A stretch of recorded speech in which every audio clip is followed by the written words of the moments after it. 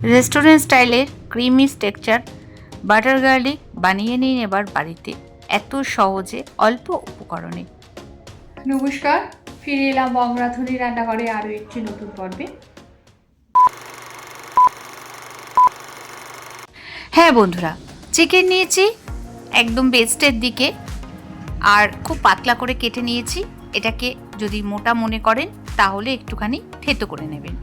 আমি একদম পাতলা পাতলা করে পিস করে নিয়েছি, যেটা নাকি খুব অল্প সময়ে সেদ্ধ হয়ে যাবে।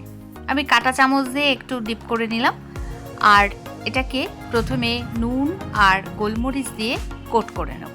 কিছুক্ষণের জন্য এটাকে নুন গোলমরিচ মেখে রাখবো আর তারপরে এটাকে রেস্টে দিয়ে দেবো। নুন আর গোলমরিচটাকে ভালো করে এটাকে কোট করে নিচ্ছি।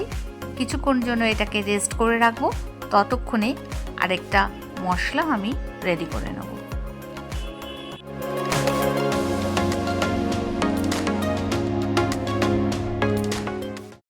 এখানে একটা অন্য পাত্রের মধ্যে কর্নফ্লাওয়ার নিয়েছি, বড় টেবিল স্পুনের 1 টেবিল স্পুন। এখানে লাল লঙ্কার গুঁড়ো দিলাম, কিছুটা গোলমরিচের গুঁড়ো দিচ্ছি,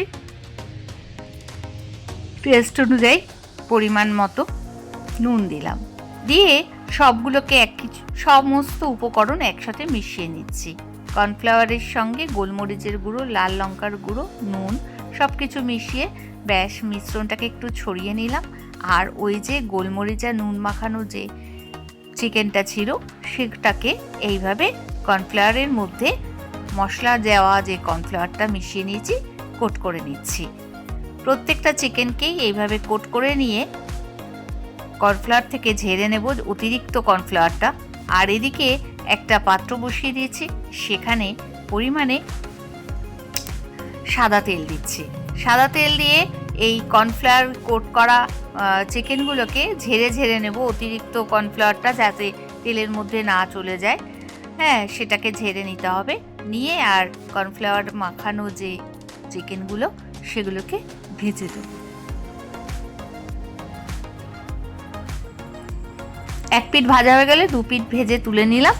ওই কর্নফ্লাওয়ার পাত্রটার মধ্যেই কিন্তু যেটা দিয়ে আমি মেখে ভেজেছিলাম, যেই পাত্রটাতে চিকেনগুলো, সেই তেলের মধ্যে কিন্তু আমি বাটার দিয়ে দিচ্ছি। আর বাটারটা গলে গেছে সেই সময় কিন্তু এখানে আমি বড় সাইজের একটা রসুনকে কুচো করে কেটে নিতে পারেন, আমি কিন্তু থেতো করে নিয়েছি।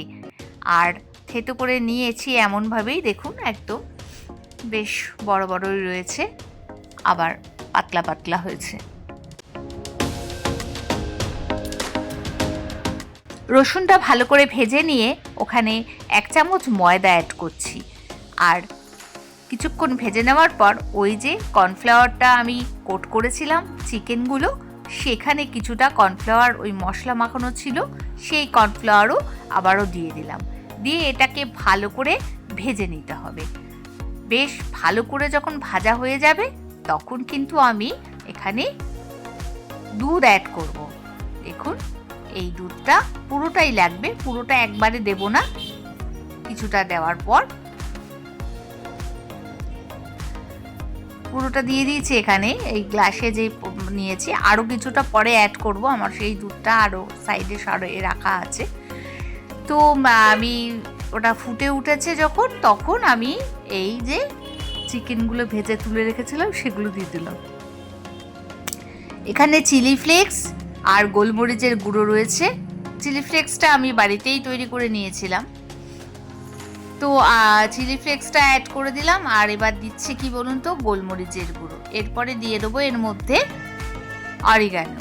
সমস্ত কিছু একসঙ্গে দেওয়ার পর এটাকে নাড়িয়ে মিশিয়ে নিতে হবে আর তারপরে এটাকে ফুটতে দিতে হবে।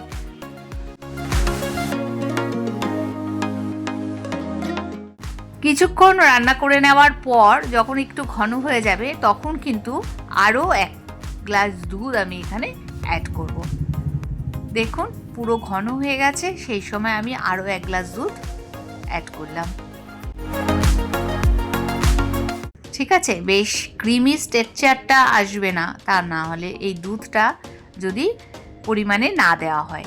তো এখানে আমি একটু পরিমাণে নুনও দিয়ে নিলাম। দেখুন কত সুন্দর একটা ক্রিমি টেক্সচার হয়েছে। আর এইরকম রেসিপি বাড়িতে করে নিন, খুব সহজে, খুব সুন্দর একটা টেস্টি রেসিপি, রেস্টুরেন্ট স্টাইলের এই রেসিপি আপনাদের সঙ্গে শেয়ার করলাম। ভিডিওটা ভালো লাগলে অবশ্যই একটা লাইক করে দেবেন, পরিবার পরিজন বন্ধু বান্ধবের মধ্যে শেয়ার করে দেবেন। নতুন বন্ধুরা সাবস্ক্রাইব না করে থাকলে এখনও সাবস্ক্রাইব করে বেল আইকনটি অল ক্লিক করে দেবেন, প্রথম নোটিফিকেশনটা যাতে আপনার কাছে পৌঁছে যায়। তবে বন্ধুরা, এই যে আজকে বাটার গার্লিক চিকেন রান্নাটা, রেসিপিটা আপনাদের সঙ্গে শেয়ার করলাম, এটা কিন্তু রুটি পরোটা দুটোর সাথেই খেতে পারবেন।